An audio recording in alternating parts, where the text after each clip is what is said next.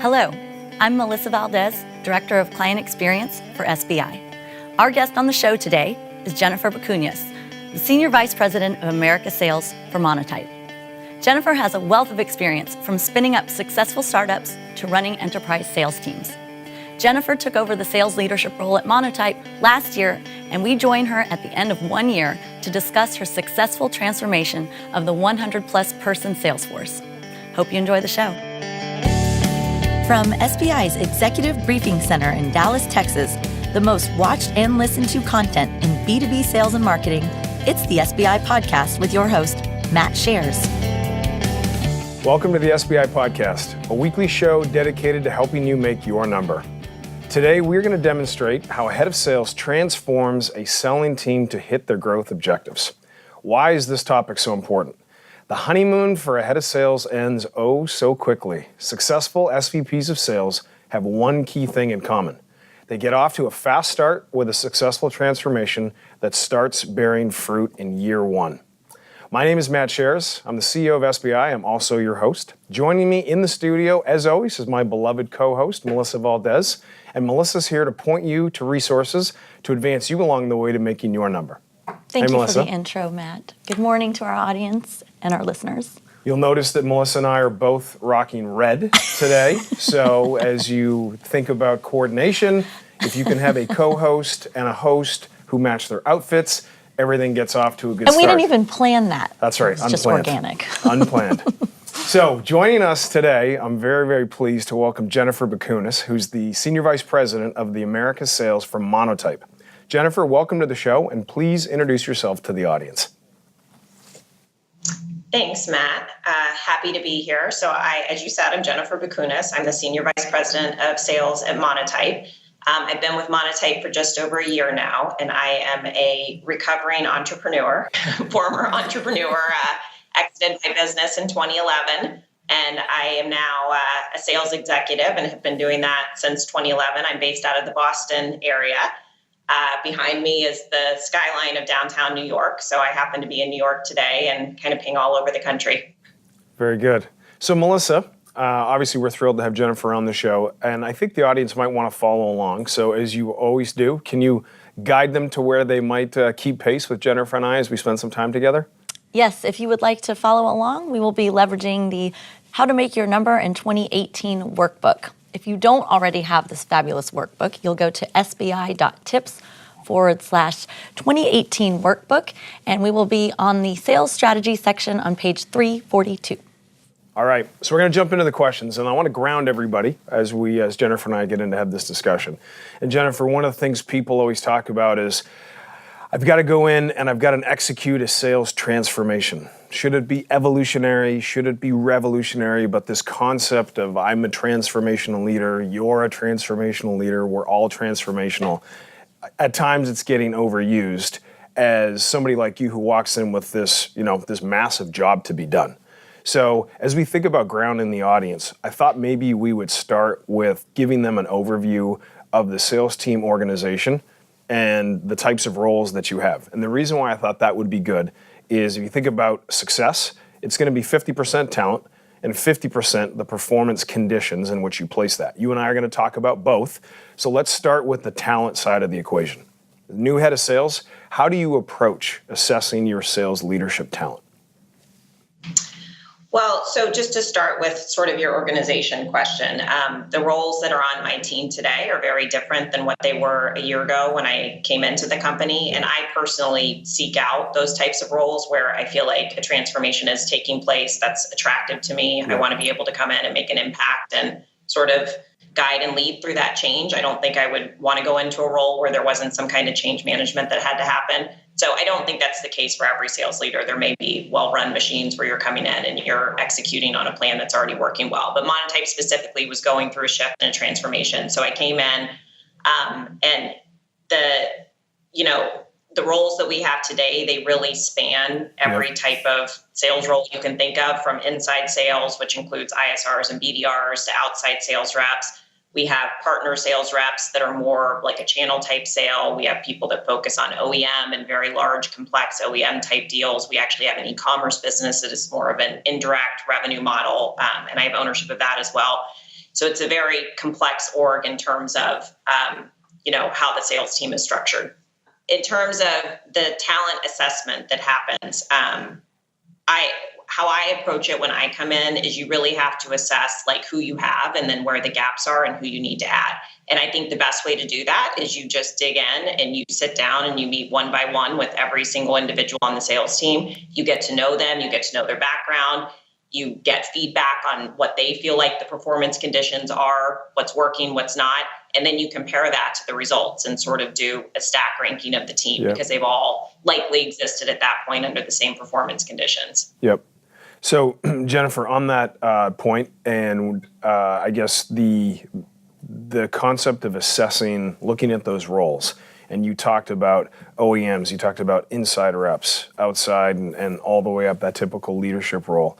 How did you integrate customer or market feedback as you thought about which roles you needed before we went into assessing the talent on the team? What was your thought process around that?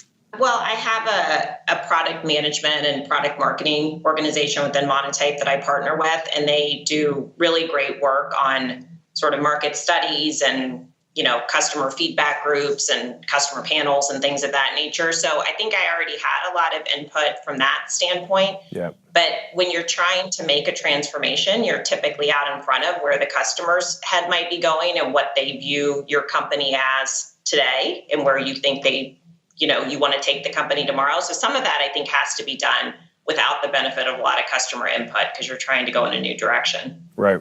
So did you have a different process of assessing your leaders that were reporting to you versus perhaps frontline management who have the reps and then the individual sales rep themselves? Because if I'm listening to this as a leader walking in, I say, boy, if I've got, 500 people in my sales organization, there's no way, it's not scalable for me to sit down and do a talent assessment with every single seller. So how did you think through just natural spans and layers to being able to scale an assessment of talent?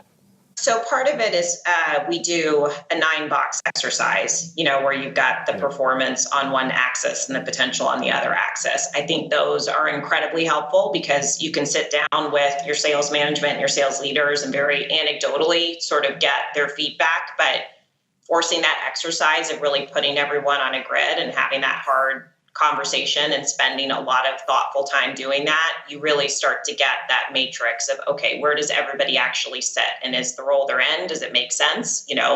Is this someone that's doing great and we continue? Do we coach them? Do we move them out of the business? Do we move them into a different role? You start to just sort of figure out your org structure that way. But I think the 9-box exercise is incredibly helpful. Yeah. So for those listening who are thinking, how do I implement, and if I was walking into an organization, what Jennifer just described. Vertical axis, you've got things called accountabilities, what I've got to get done. Across the horizontal, I've got competencies. Those are my behaviors. And think 0 to 10 going north-south, 0 to 10 going west-east.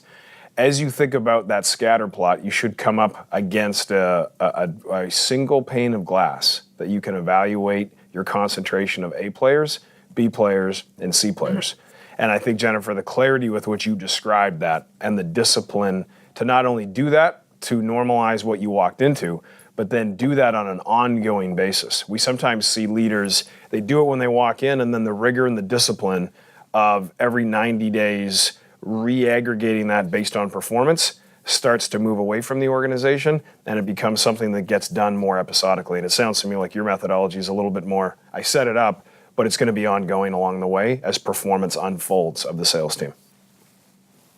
Yeah, I actually have one scheduled for tomorrow. Very nice. Doing the 9 months. Very nice. Okay. But I think you have an opportunity too when you're a sales leader and you walk into an organization that's trying to do some kind of transformation. You've sort of got this window where, call it a get out of jail free card or whatever you want. You can set the tone of, okay, I'm going to be very transparent and authentic with you, and I'm going to do the hard work to make sure you have the right performance conditions. But sort of, we're not going to set up a system that tolerates, C and D players and low performance. And if you get out of the gate very quickly with that tone, I think it helps tremendously in people not feeling that you're disingenuous or you're somehow misleading them. It's hard to do that a year later if you don't start out the gate with that tone. Yep. I'm a big believer. We at SBI are big believers in the honeymoon period for the new head of sales, new executive, really.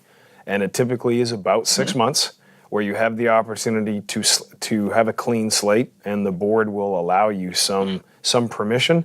But after that time period, you own what's happening. So making sure you spend that first 6 months correctly. So that's a segue to my last question on this segment, Jennifer. You talked about talent. How did you do the same thing? How did you assess performance conditions of the sales force to say, well, if I can have all this great talent, but I've got to put in the right performance conditions to be successful? How did you think through that assessment? So the performance conditions, that's a mix of you have to sort of make your own observations. I spend the first probably 30 to 60 days that I'm with the company just talking to as many people as I possibly can, getting to know what finance is doing, getting to know what legal is doing, getting to know what sales ops is doing, talking to the reps. Where are you hitting roadblocks? What are your challenges? Doing market assessments and market feedback. And you really have to go a lot on your instincts and just your experience and say, okay, here's a situation where someone was sort of set up for failure, and I think I can fix that because they have a ton of potential, versus this is someone that has pretty good performance conditions and has peers that are outperforming them with the same conditions, and I think we just have a performance issue here. So you have to take all these data points and just plot them as best you can, and then I think figure out your plan going forward. Okay, well, that was a great first segment. So we're going to take a quick break from the interview. Melissa is going to share a tool that those of you that are listening and watching can leverage as you relate to the journey that Jennifer's on. Hey everyone, it is a new year. It's Q1. That means you've gotten a new number, and you're probably wondering how you're going to make your number this year. Well, you don't have to sweat it. SBI has built a fantastic tool called the Revenue Growth Diagnostic. It is a web-based self-assessment where you can assess your efforts against those emerging best practices and help you evaluate the probability of you making your number for the year. So to get this fantastic tool, you will go to sbi.tips/revenue growth diagnostic. And Matt, before we move on to the next segment, I have to point out that Jennifer, not only does she own the sales organization, but she has a team of 4 kids at home. So she knows a lot about performance conditions, discipline. I have to believe, Jennifer, that helps you run your sales team as well. Oh my goodness. Yes. And Jennifer, what are the ages of the 4 kids? The youngest has a birthday today. Happy birthday, little Finn. He turns 5 today. Awesome. And then I have an 8-year-old girl and an 11-year-old boy and a 14-year-old boy. All right. Perfectly spaced apart. So 14 to 5. So if you are listening and you wonder how you can balance 4 children and a demanding sales leadership role, Jennifer apparently is the person to benchmark that from. So I'm your host, Matt Shares, and today's guest is Jennifer Bakunas, the Senior Vice President of America Sales for Monotype. Today, Jennifer and I are demonstrating how a head of sales transforms a selling team to hit their growth objectives. So we're going to jump back into the questions. And this segment, we're going to focus all around the sales plan. So Jennifer, as a new head of sales, how should you communicate with the sales team to get them informed and focused on the right things? So that's a big question. You talked about the honeymoon period. So I was kind of fortunate, the timing of when I came into this role. I started right about the middle of October last year. So I didn't fully own the number until January 1st.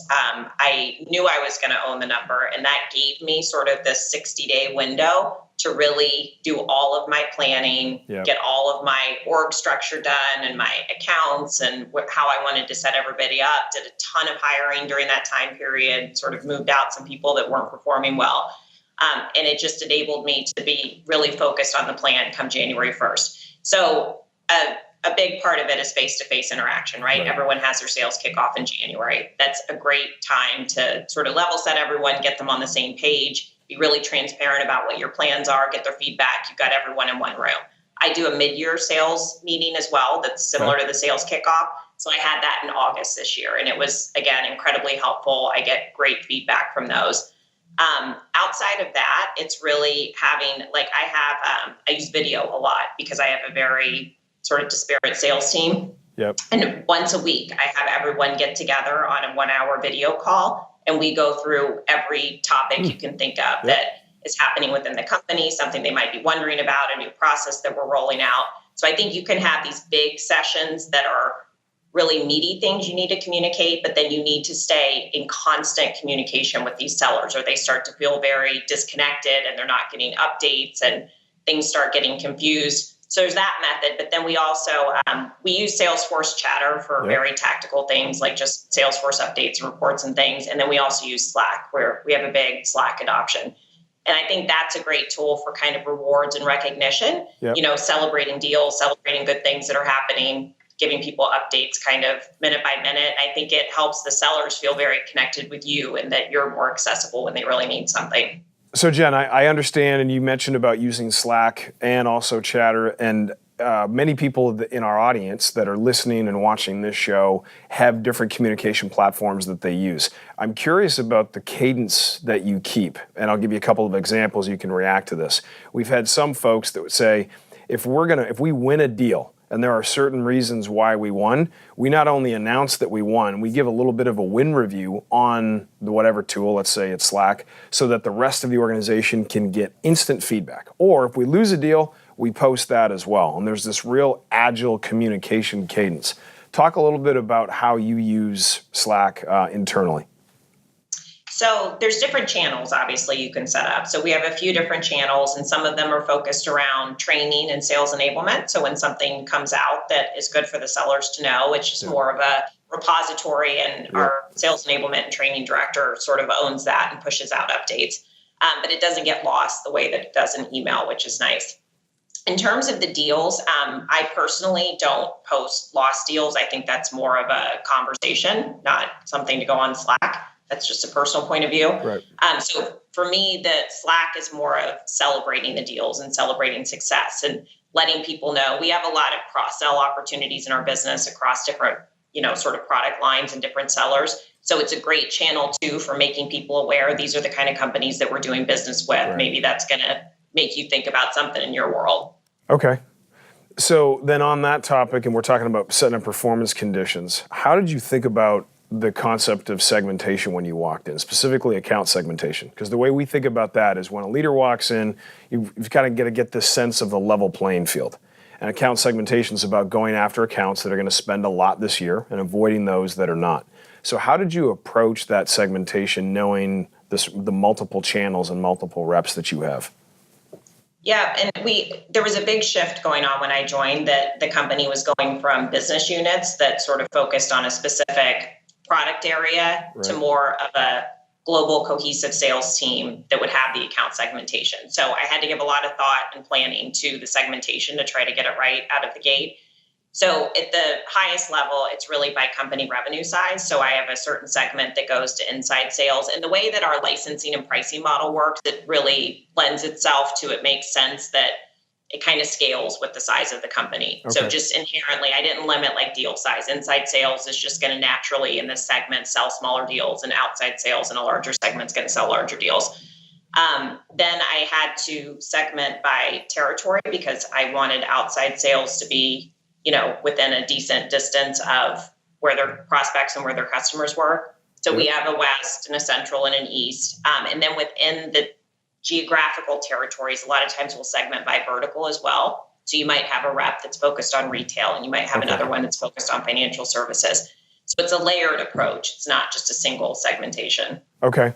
So then on that topic, if I'm listening, I'm saying, how did Jen think through org design, right? This, which would include types of reps you need, the best org chart, the number of heads. Because very often people will reach out to our firm and say, should I be in hunter farmer? Do I specialize by vertical, specialize by product, specialize by buyer type? How did you think through that walking in? There's a lot of ways you can approach it, but what I actually like about being in a sales head kind of role is versus, say, engineering, where you're trying to figure out how many heads do you need to develop a product. It's really just math at the end of the day. So you've got a top line number that you're trying to work with, and there's probably some margin target that you have to hit, and you figure out a quota that you're comfortable with. And okay, now I've got these quota sets. What's an attainment rate that's reasonable? I typically keep mine around 70%. Yep. And then you figure out, what does revenue recognition look like on these deals? And you just do all this math, and it kind of gives you your number that you need to be at. But in terms of spans and layers, I typically We'll limit a team at 8 sellers max. Okay. I think after that, it gets unreasonable for one sales manager. I like to keep it at like 6 or 7, ideally. Yep. Yeah, and I think the challenging part whenever anybody walks into an organization and you're embarking on transformation is the concept of, boy, how do I do this while I'm flying the plane, but I've got to fix it and assess what I do, while we're going 700 miles an hour. So relative to org design, did you use any sort of feedback or mechanism to say, I've got the right org design and we've got people focused on the verticals and the segmentation is correct? Or did you wait and sort of let 6 months unfold before you made an org design or an org redesign decision? So I did it on January 1st, which is kind of the logical cadence to do it. So I came in middle of October.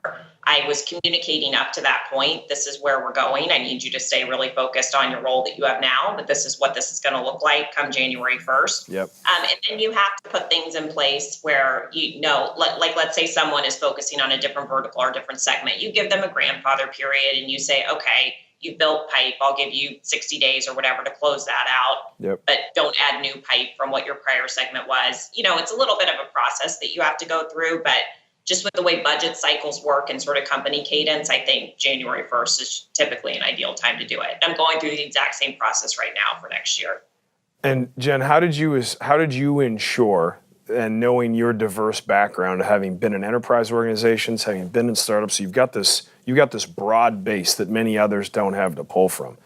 How did you ensure that as you looked at account structure, org, et cetera, that there were other transformation initiatives that you needed to put into place in January to lay the right foundation for success? Like how many was enough, not enough, too many? Mm-hmm. Yeah, I mean, that's like the magic. That's the secret sauce, right? We all only have so many hours in the day. So you have to sort of make your priority list and say, all right, what can I delegate? What can I get help with? What's my project plan? What's my timing? What's going to make the most impact? There's a million things you can do every day, which I think is the biggest challenge when you're in this role. And you have to really stay focused on the stuff that's going to make the biggest impact. Yeah. So a couple of things as we get ready to head into another break that I would tell you if you listen to Jen and you want to translate these to your organization. The first is the clarity through which she used data to help understand not only what org structure to use, which accounts to focus on. I think that's one. And two, the clarity around understanding level of effort, probability of success, and size of the prize. It's very basically put. Vertical axis, level of effort of rolling out a new org structure. Horizontal axis tells me probability of success, right? How probable can we get this done? And then where I place that dot on my little matrix tells me the ROI of doing that. And doing it in the context of the upcoming number, which you heard Jennifer talk about relative to the number she was trying to get done in 2017, is a great way to ground what you've got to get done and hopefully cause you to say, I can take a couple of things off the plate, get focused, get some quick wins, make sure that we get some adoption, and roll this out. So on the topic of adoption, Jen, was there anything that you did to ensure that your new initiatives were adopted? Yes, I hired the company's first head of sales enablement and training. So that hire was made in December of last year. Got the funding for it, made that hire, and made sure that she just ramped as quickly as possible. And she and I were attached at the hip. And that made a huge difference. Also, like on the topic of sales training and enablement and data as well, we implemented BrainShark, which was a tool that the company had used before. So you're able to get a ton of analytics around, if people are taking the training and how they're doing, and you can run contests and all that sort of thing. So the brilliance in your strategy, Jen, was the fact that not only was it an initiative where you got people rallied around it, you used data to make the decision, and then you set up ongoing enablement by making an expensive hire, right? I mean, a head of sales enablement is not a low-cost investment, but to drive adoption and have continuity through 17, that was the investment and the decision that you made. Yep, that's exactly Wonderful. right. Okay, Melissa, I think you have something to share with our audience. So I'm going to pass it over to you. Yes, I do. This is a great episode and demonstration, Jennifer, so thank you. Hey, if you out there in the audience could benefit from any of Jennifer's emerging best practices, you don't have to go at it alone. Our team of experts is here to help. we invite you to participate in an interactive workshop with one of the subject matter experts from SBI. And to get a feel for what's covered in these workshops, you will go to sbi.tips/2018 workbook. And there you'll get a whole bunch of goodies, best practices, methodologies that you can utilize to help you make your number. All right. Thanks, Melissa. So this is our last segment with Jennifer. We're focused on this concept of sales transformation and how do you get off to a fast start and execute similar to how Jennifer did and have a great first year. So we're going to jump back into the questions. So Jen, tell us a little bit about your pricing approach and how you and the sales team played a role. I guess my first question, and then the follow-up to that is, did you end up rolling out a pricing initiative as you looked at this concept of value-based pricing? Sure. Yeah. I mean, I've kind of, taken the lead, I think, on the pricing discussion with input from a lot of other groups. And like I was saying, the first step is just sort of bringing it into the light and getting everyone actually talking and speaking the same language. So explaining to the different functional areas, this is how we actually are pricing today. Does this make sense? Let's have a conversation about it.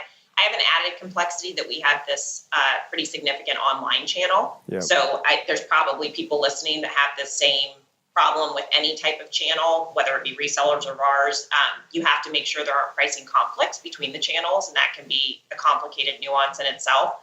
So I've gotten as far as we've done, everyone is on the same page now. We've done some pretty significant FP&A analysis work around what should our pricing baseline be. And my next step is I want to set up a deal desk, which I know is a concept I think a lot of people probably execute on. Yep. And I used it in my last company, and I think it's a great idea. It's just a matter of back to the ownership of who owns the deal desk, who is that person. So I'm going through that right now. So following up on that, relative to your pricing initiative, it's going to be, hey, we're setting up a deal desk. We're going to have centralized ownership so that we can have better visibility across the organization in sort of one central function. Correct. And also have that baseline and be able to understand, are we overachieving? Are we having to discount too much? How is that impacting then, our P&L, just basic things like that. Yeah, that's great. Yeah. All right. And then, Jen, I guess my last question relative to pricing, how has the sales team reacted to that concept and to, you coming in with this idea relative to the deal desk and what that's going to do for them?